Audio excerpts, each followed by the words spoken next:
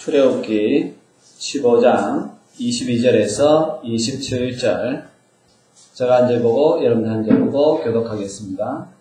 모세가 홍해에서 이스라엘을 인도하며 그들이 나와서 수르 강가로 들어가서 거기서 사흘 길을 걸었으나 물을 얻지 못하고 마라에 이르렀더니 그곳 물이 써서 마시지 못하겠으므로 그 이름을 마라라 하였더라.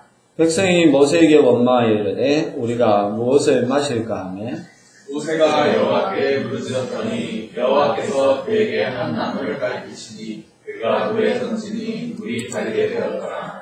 거기서 여호와께서 그들을 위하여 법도와 율례를 정하시고 그들을 시험하실세.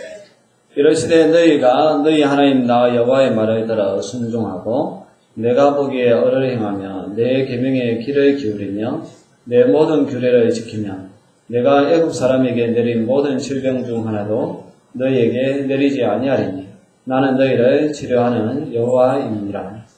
그들이 엘림에 이르니 거기에서 붉은 열불과 중년나무가 있는지라.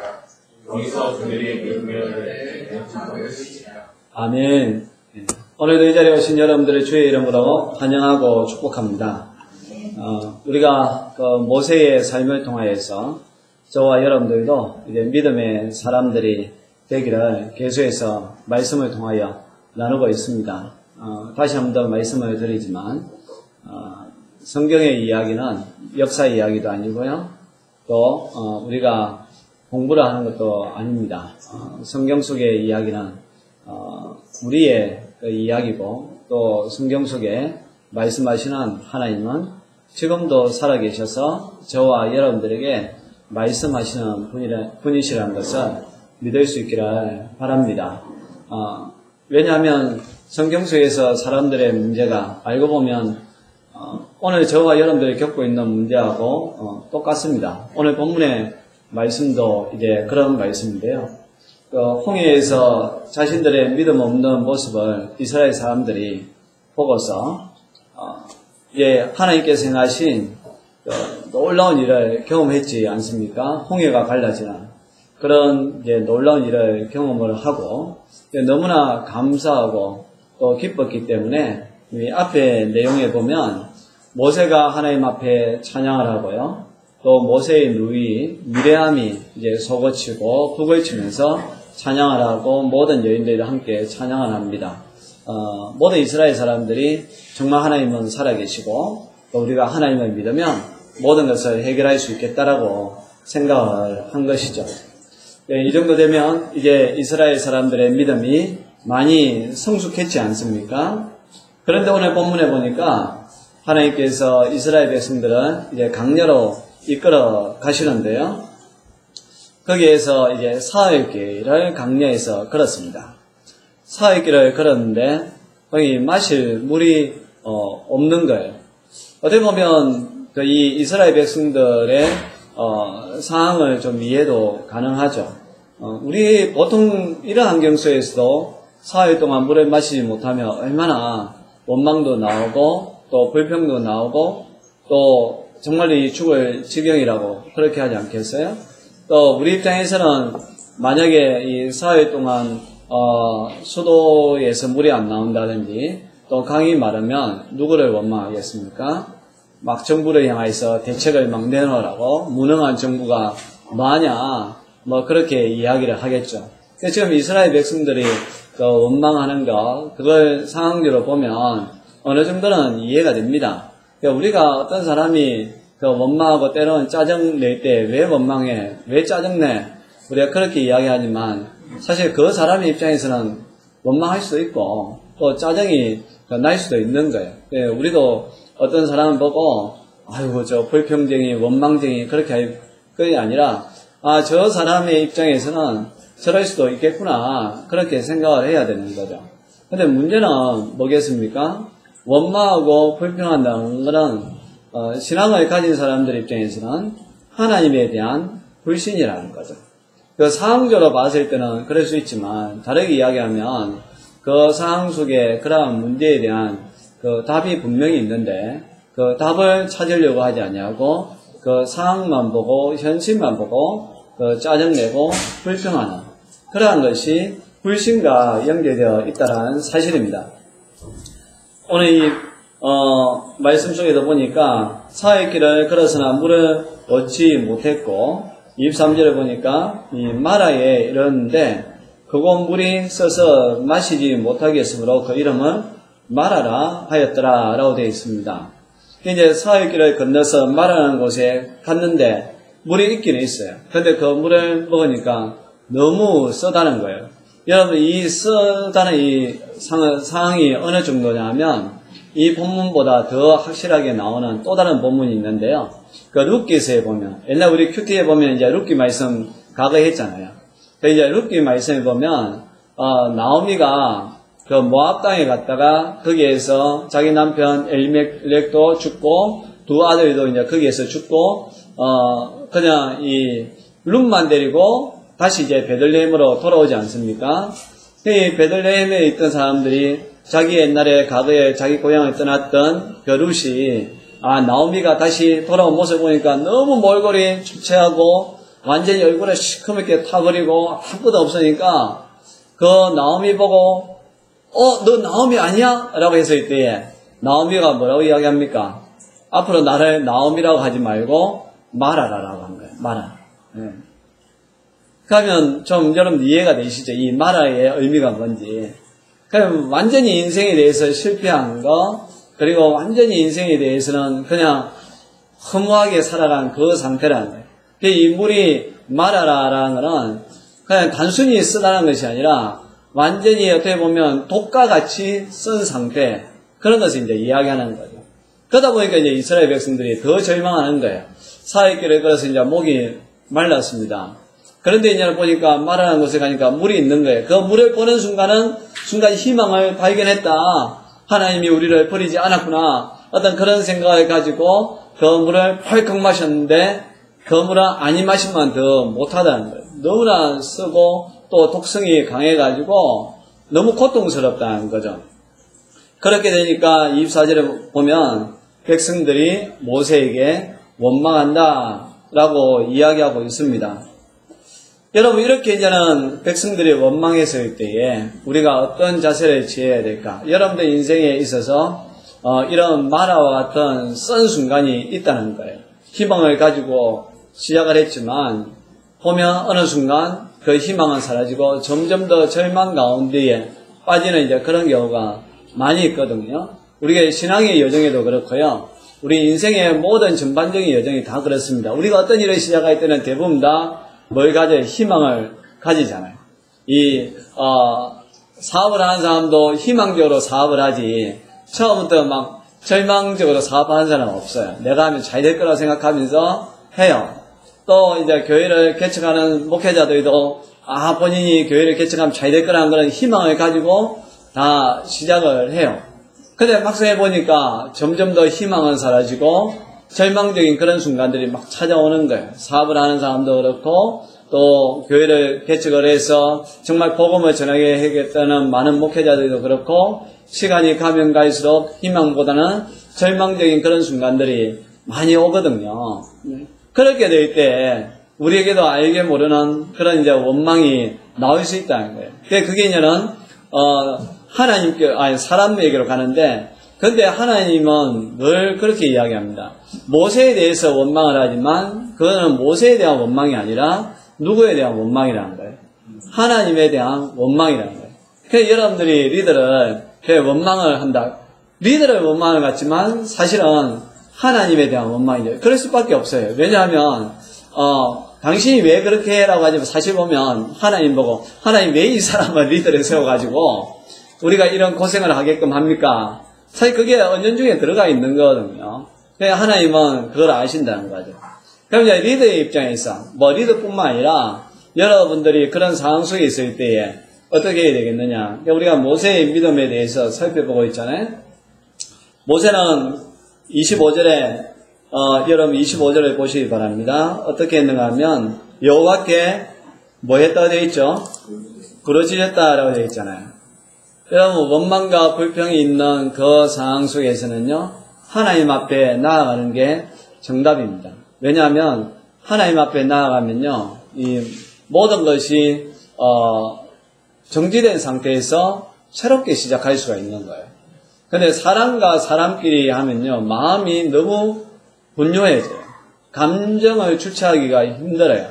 그러다 보니까 어떤 상황을 봐도요, 제대로 볼 수가 없다는 겁니다. 모세가 참 탁월한 점이 뭐냐 하면, 사실 모세 그 자체가 가지고 있는 능력은 없지 않습니까? 이력으로 봐도 모세는 남한테 떳떳한 게 없어요. 살인자의 누명을 쓰고 와 있죠? 그리고 뭐 경력이라는 게 또 뭐가 있습니까? 뭐 내세움이 많은 게 없어요. 그냥 광야에서 양만 치던 사람이고, 그것에서 몸이라도 튼튼합니까? 80이 넘어가지고 할아버지 다 되었지. 그러니까 남들에게 내세울 게 없잖아요. 그럼에도 불구하고 하나님이 모세를 선택한 이유가 뭐냐면, 모세는 그런 문제를 만났을 때에 하나님 앞에 엎드려 기도한다는 거예요. 나중에도 또 살펴보겠지만 이스라엘 백성들이 그 금송아지를 만들어가지고 막 우상을 섬겼을 때 하나님은 다 죽여버리겠다라고. 그렇게 하나님이 분노했을 때에도 모세는요, 그때에도 하나님 앞에 자기가 막 엎드리잖아요. 자기 잘못이라고. 하나님 이 사람들 죽이면 하나님의 그 이름이 그 이방 사람들에게 어떻게 전해지겠습니까? 죽이시면 안 됩니다라고 막 막아서잖아요.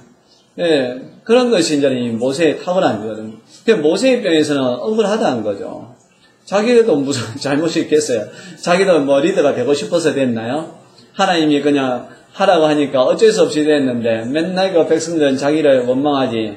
어떻게 보면 차라리 그냥 옆으로 쑥 빠져버리고 하나님이 그냥 이 사람들 원망한 사람들을 갖다가 죽이도록 그렇게 하면 야 나도 속 시원하겠다 할 수 있겠지만 그러나 모세는 그러지 아니하고 그런 원망이 나올 때에 하나님 앞에 부르짖는 것을 볼 수가 있습니다.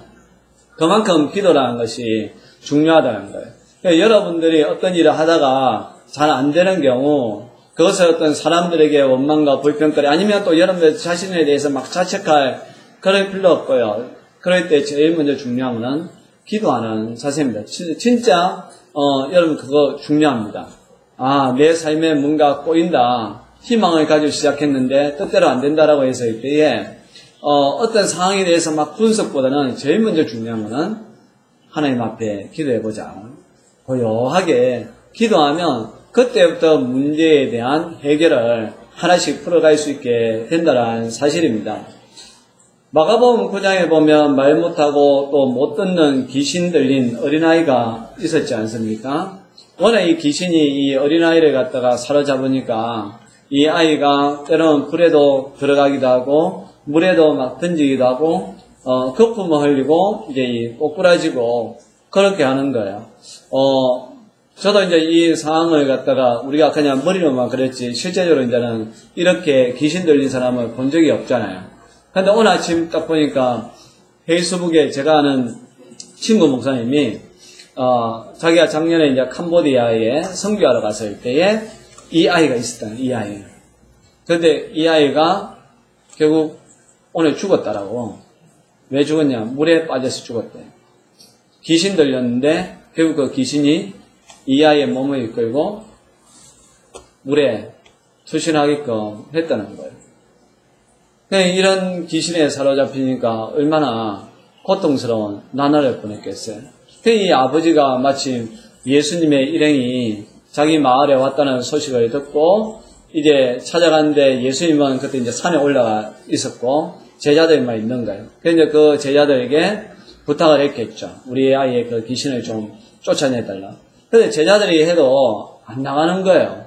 그래서 마침 이제 기도를 마치고 예수님이 내려왔을 때에 이 아버지가 예수님에게 찾아와가지고 선생님 우리 아이가 막 귀신이 들려가지고 불에도 들어가고 물에도 들어가고 이 꼬꾸라져서 거품도 막 쏟아내고 하는데 당신의 제자들한테 이야기하니까 고치지 못했습니다. 그렇게 해서 이때 예수님이 제자들을 막 꾸짖었거든요. 이 믿음이 적은 자들아 그 아이를 내게로 데려와라 라고 하면서 이제 그 아이에게 들려있는 귀신을 갖다가 쫓아낸 거예요. 그래서 제자들이 이제는 깜놀이 좀 많이 깜짝 놀란 거예요. 어떻게 된 거지? 그러면서 이제는 예수님에게 물어봅니다. 선생님, 우리는 왜 쫓아내지 못했습니까? 라고 했을 때에 마가복음 9장 29절에 예수님이 이렇게 대답합니다. 기도 외에는 다른 것으로 이런 종류가 나갈 수가 없느니라 라고 이야기합니다. 영적으로 그러한 문제에 사로잡혔을 때에 그 문제를 해결할 수 있는 것도 기도라는 거예요. 예수님은 늘 매일 기도하는 그런 습관이 계셨잖아요.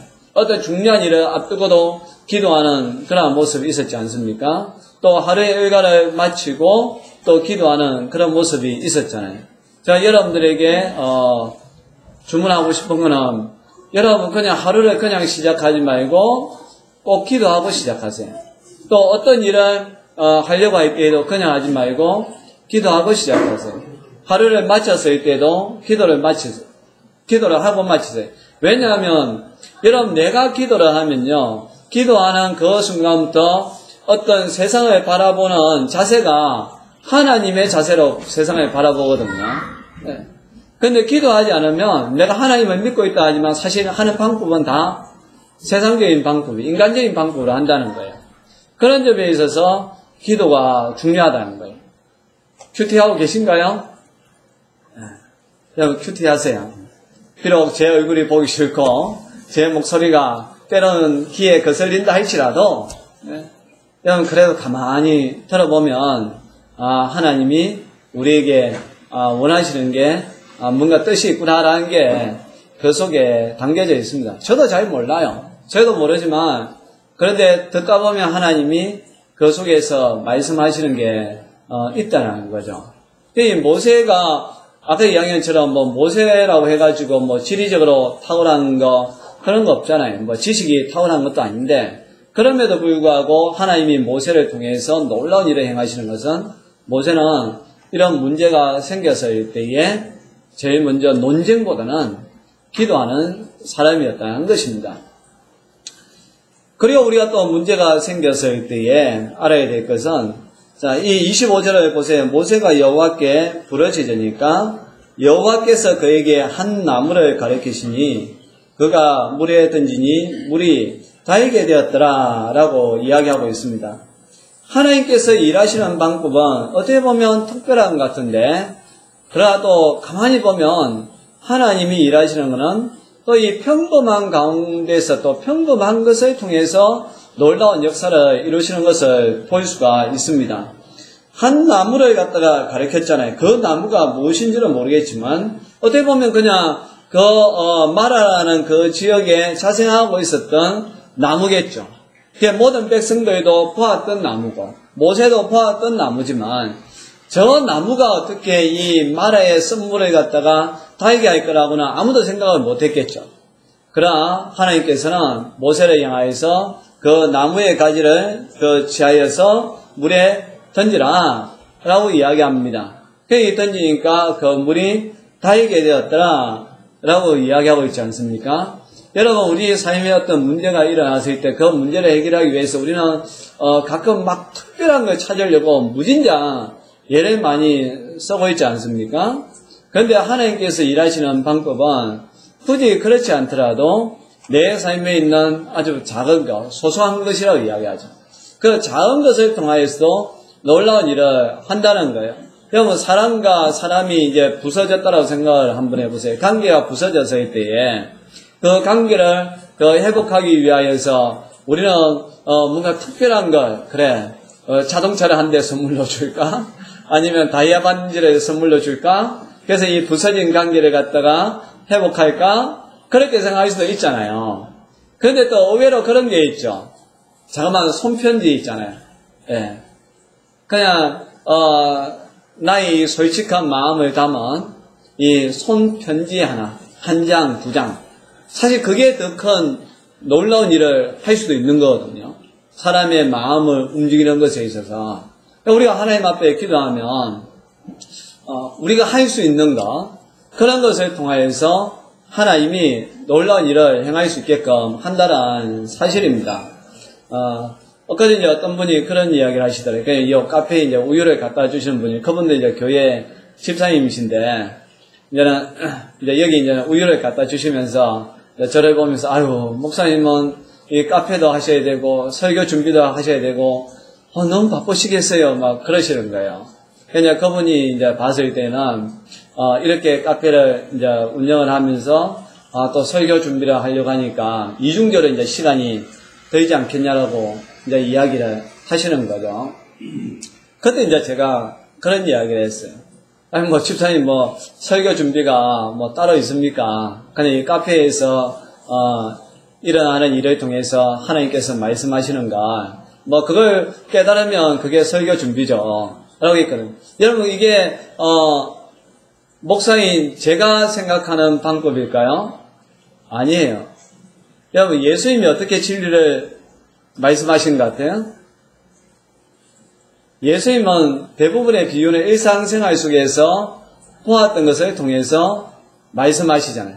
하나님 나라에 대해서 이야기하는 것도, 괜히 감추인 보아의 이야기도, 뭐 밭에 보아가 하나 있다는 거, 그리고 천국과 지옥의 이야기도, 물고기를 잡은 것을 가지고 그걸 갖다 분리하는 거, 양과 염소의 비유. 여러분, 그게 다 뭐, 어디 뭐 다른 세상에서 가져와 이야기합니까? 아니잖아요. 하나님의 나라는 어떤 것이냐? 결국 우리의 삶 가운데에서 일어나는 그것을 통하여서 하나님의 나라는 이런 것이겠구나 라고 말씀하시는데, 그 말씀이 사람들에게 마음을 갖다가 엄청나게 감동을 주는 거거든요. 여러분들의 어떤 삶의 문제, 고민, 가만히 보면 그게 먼 나라에서 그 문제를 해결할 수 있는 것이 아니라 우리 주위에 가까이에서 그 문제에 대한 답이 있다는 사실입니다. 대신 뭐가 필요하냐면 믿음이 필요하다는 거예요. 그 동일한 나무 가지지만 나무 가지 그 자체의 능력이 있는 거겠습니까? 여러분, 그건 아니잖아요. 그냥 아무나 나무 가지 던진다 해가지고 이 마라의 그 썬물이 타이게 되느냐? 그건 아니거든요. 왜 타이게 되었을까요? 바로 하나님의 말씀에 대한 믿음을 가지고 그것을 던졌기 때문에 거기에 놀라운 능력이 일어난다는 거예요. 그러니까 우리가 경험하는 모든 이 삶의 부분들이 믿음을 가지고 대하면 그것이 특별한 일이 되는 거예요. 비범한 그러한 것들을 만들어낼 수 있지만, 그러나 믿음 없이 우리가 사람을 대한다든지 또 내가 하는 일을 그냥 해버리면 그냥 그건 말 그대로 일상이라는 거예요. 일상. 누구나 다 똑같이 경험하는, 평범한 거지만, 그러나 내가 그 일을 할 때에 믿음으로, 내가 이 일을 할 때에 하나님이 나와 함께하고 계신다라는 그러한 믿음을 가지고 하면 그 일상이 기적이 되는 거예요. 아주 이 비범한 일들이 그 속에서 일어나게 된다는 사실입니다. 성경의 곳곳에도 이제 이와 비슷한 일들이 일어나는데요. 그 유다의 그 히스기야 왕의 사건도 그렇습니다. 히스기야 왕이 죽을 병이 걸렸습니다. 하나님이 이제 네가 그 자리를 정리해라. 이제 너가 세상을 정리해야 되겠다라고 했을 때 히스기야 왕이 하나님 앞에 간절하게 부르짖지 않습니까? 하나님, 내가 지금까지 하나님 앞에 한 일을 기억하여 주옵소서라고 했을 때에 하나님이 그래, 너의 그 기도를 내가 듣고서 너의 생명을 15년을 연장시켜 주겠다. 그러면서 그가 이 히스기야가 병이 걸렸는데 그 병을 낫게 한 게 뭔지 아세요? 이사야 선지자가 뭘 하나 가져왔어요. 여러분, 이사야 선지자는 의사가 아니잖아요. 이사야 선지자가 그 무화과 열매 뭉치를 들고 온 거예요. 그리고 이제 그걸 갖다가 그 한부에다가 이제 발랐겠죠. 그래서 그게 나았다는 거예요. 여러분, 이렇다는 겁니다. 이사야 선지자는 의사도 아닙니다. 그리고 무화과 나무 그 열매가 흔한 거잖아요. 특별한 게 아니지 않습니까? 그런데 왜 그 무화과 나무 열매를 그곳에 바르니까 나았겠어요? 믿음이라는 거예요. 하나님께서 낫게 해주겠다라는 그런 이제 믿음이 있으니까 그렇다라는 사실입니다. 시리아 장군 나아만도 여러분들 이야기 아시죠? 나병에 걸렸습니다. 그래서 이 엘리사 선지자를 찾아와가지고 도움을 요청했잖아요. 이 엘리사가 뭐라고 이야기합니까? 요단강에 가서 7번 들락날락해라. 7번을 씻으라라고 이야기한 거죠. 여러분, 요단강이 뭐 특별한 강입니까? 아니에요. 어떻게 보면 이스라엘 사람들이 맨날 뭐 세수하고 목욕하던 그 장소예요. 그 다른 사람들은 그곳에 가도 별로 뭐 나음 뭐 입은 그런 게 없었겠죠. 그런데 이 나아만 장군은 처음에는 거절했지만 나중에는 어쨌든 믿음으로 했지 않습니까? 그러니까 나와버렸잖아요. 이 요단강이라는 뭐 특별한 강이 아니라 그냥 일상에 늘 목욕하던 그러한 강이었는데 나아만 장군은 거기에서 깨끗함을 받게 된 이유가 뭐겠어요? 순종하니까, 믿으니까 나음을 입는다는 거예요. 여러분들 그러니까 세상 살아갈 때 자꾸 막 특별한 걸 경험하게 해달라고 그러지 마세요. 갑자기 막 하늘에서 내가 기도하면 막 돈다발이 막 떨어지고, 아니면 내가 막 암에 걸렸는데 갑자기 그냥 짠하고 뭔가 나음을 입는다든지, 하여튼 어떤 일들이 그냥 갑자기 팍 생겨서, 야, 이거는 인간적으로 이거는 이해할 수 없는 거야. 하나님이 해주신 거야. 그냥 우리는 자꾸 어떤 그런 특별한 것에 대한, 또 그렇게 해야만 하나님이 일하셨다고 생각하는데, 근데 하나님의 일하심은요, 우리의 일상 가운데 평범함 속에 있습니다. 단지 우리가 그것을 갖다가 믿음으로 대하느냐, 아니면 그냥 상식으로 대하느냐, 여러분, 그 차이에 있다는 거예요. 그러니까 우리가 하루하루의 삶을 믿음으로 대하면요, 모든 것들이 다 특별한 거예요. 여러분 보세요. 하루 자다가 내가 일어났어. 근데 우리는 그냥 오늘이 그냥 월요일이구나, 아니면 오늘 아침이구나 생각하잖아요. 근데 내가 믿음으로 한번 대해보세요. 그 아침은 특별한 아침이에요. 제가 누구 따나 오늘 하루를 살기 위해서 어떤 사람은 그렇게 간절히 구하던 한 날이지만, 근데 우리가 그런 마음을 가지면, 야, 어젯밤에 내가 안 죽고 어떻게 이렇게 일어났을까? 신기하지 않습니까? 태양을 바라봤을 때에 어제의 그 태양이 아니라, 야, 하나님이 오늘도 저 태양을 통해서 이렇게 밝은 빛을 주시는구나.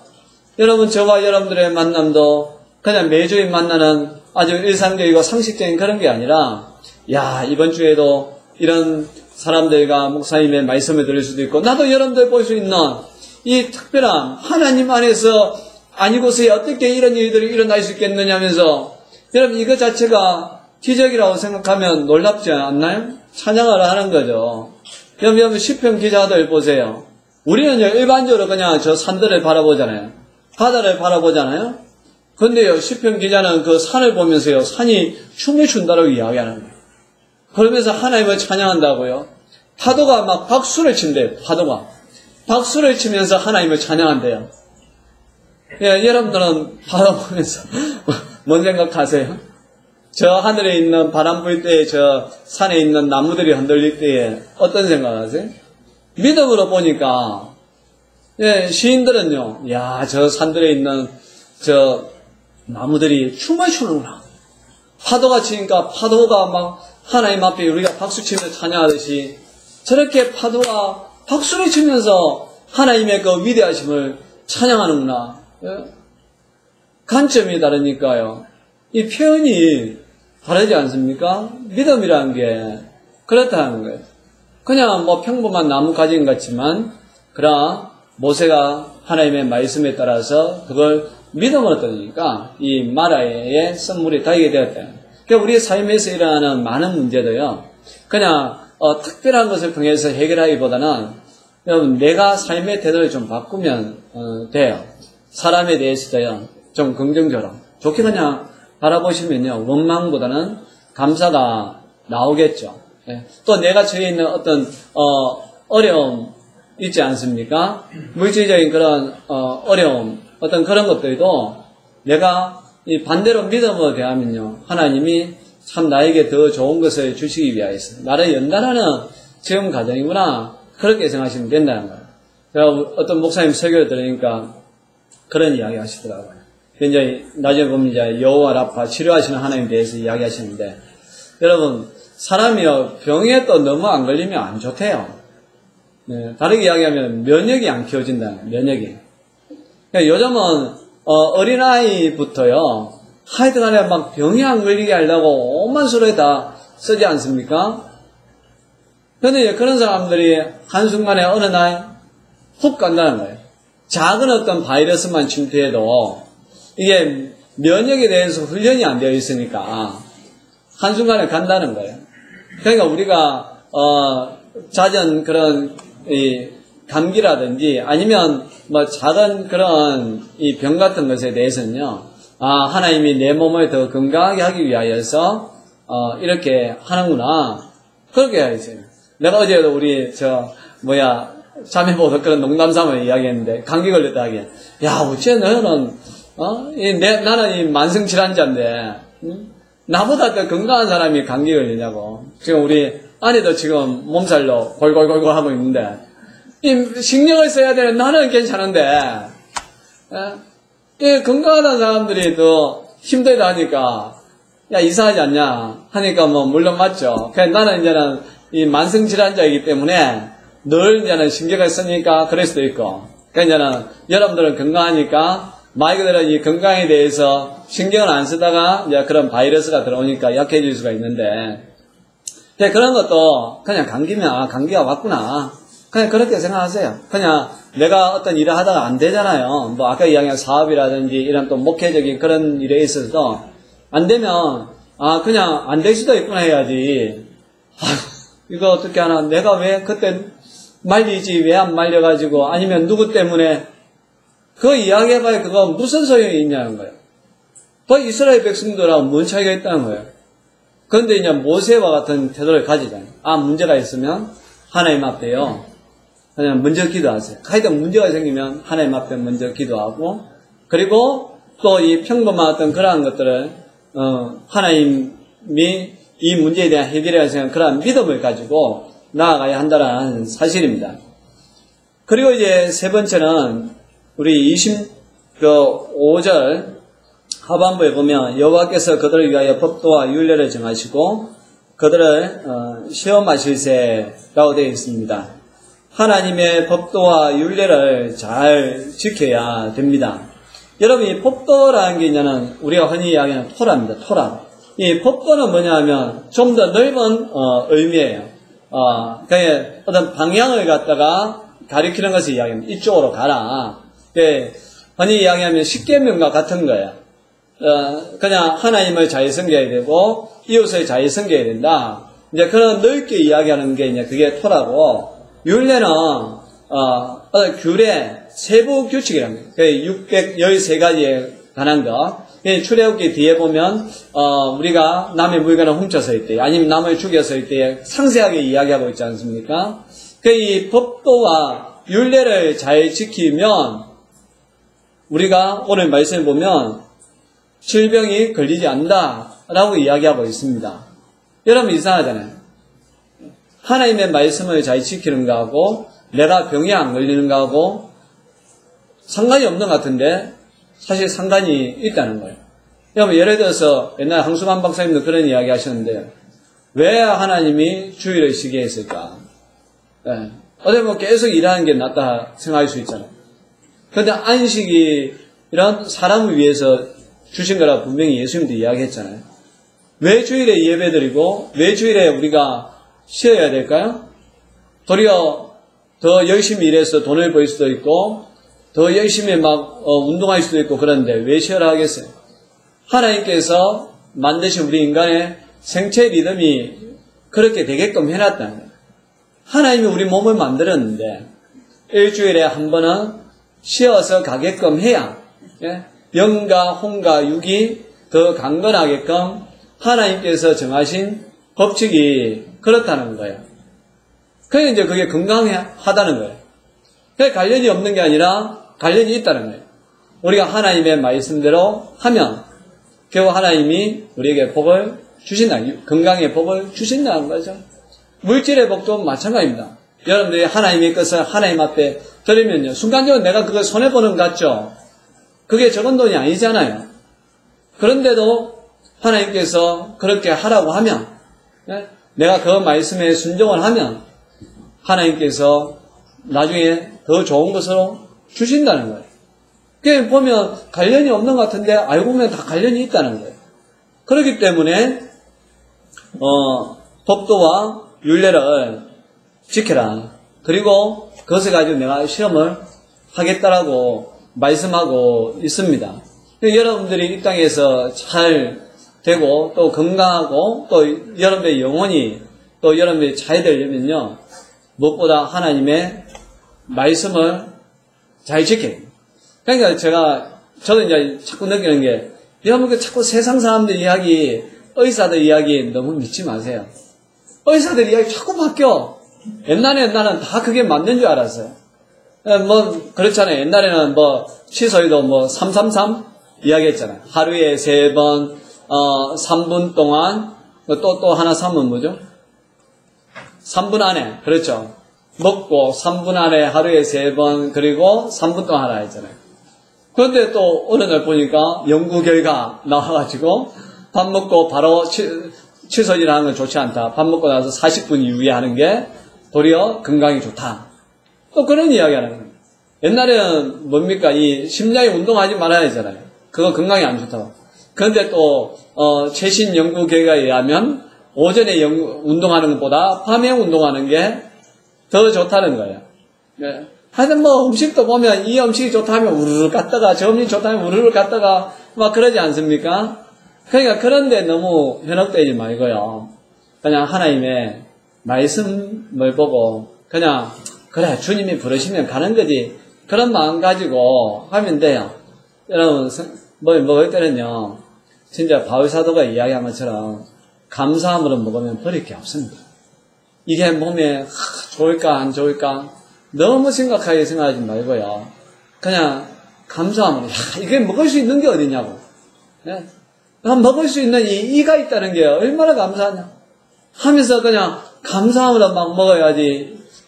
이게 막 영양분이 뭐가 있고 뭐 이게 만든 지 얼마 됐을까 그거 너무 신경 안 써도 돼요. 그냥 하나님의 말씀이 그냥 감사함으로 먹으라 하잖아요. 그러면 우리가 다 감사함으로 먹자. 그러니까 우리가 맨날 뭐 김밥이나 오늘같이 이제는 격주로 우리 권사님이 맛있는 샌드위치 해주니까 격식으로 먹고 하지만 그래 샌드위치면 또 어떻고 김밥이면 어떻고 그래요. 그냥 그래 먹을 수 있는 것만 해도 너무 감사하지. 그러면 맛있잖아요. 맨날 김밥이야.所以저는요 요즘 국수가 너무 먹고 싶어요. 잔치국수. 옛날에 어느 교회는 매주마다 국수만 줬던 데 있어요. 나는 너무너무 좋은데 맨날 불편한 사람이 있더라고. 오늘도 또 국수야. 맨날 국수밖에 안 준다고. 예, 먹을 수 있는 게 얼마나 감사한데. 근데 그게 제 이야기 아니라 누구 말씀입니까? 하나님의 말씀이라는 거죠. 그렇게 하나님의 말씀에 순종하면 그 질병에 걸리지 않게끔 해주겠다라고 이야기하고 있습니다. 우리 하나님은 어떤 하나님이냐? 26절 마지막에 보니까 나는 너희를 치료하는 여호와입니다. 여러분 이 말 많이 히브리어로 많이 들어봤잖아요. 여호와 라파. 이 라파가 무슨 뜻인가 하면요. 해진 옷을 갖다가 수선하는 것, 건물을 보수하는 것, 병자를 치유한다라는 그런 의미가 있습니다. 그러니까 우리가 하나님의 말씀을 잘 순종을 하면 마치 이제 옷이 막 헤어졌는데 이걸 깨끗하게 만들어 주듯이 또 이 건물이 부서졌을 때 이제 리모델링을 새롭게 하듯이 우리의 몸을 갖다가 하나님이 그렇게 우리의 정신을 그렇게 만들어 준다는 거예요. 지금 이 세상이 점점 더 영적으로 이 병들어가고 있는 세상이지 않습니까? 한 가지 인간적인 방법들을 많이 쓰고 있잖아요. 그래도 더 무너져 가는 거 우리가 목격하고 있잖아요. 답은 뭐가 있느냐? 여러분 하나님의 말씀으로 돌아가는 거예요. 하나님의 말씀으로 우리가 돌아가면 우리의 영이 다시 살아날 수가 있는 거예요.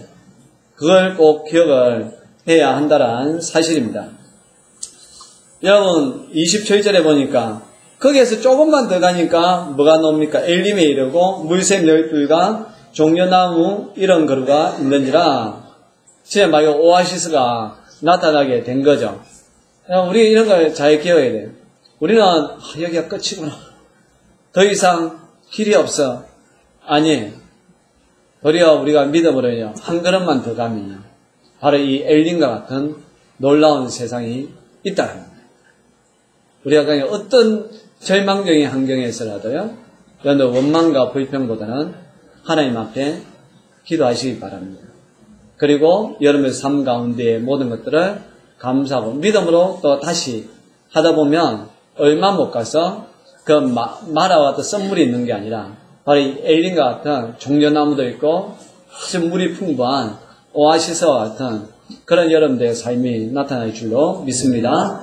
우리 찬양하겠습니다. 전능하신 나의 주 하나님은 찬양할게요.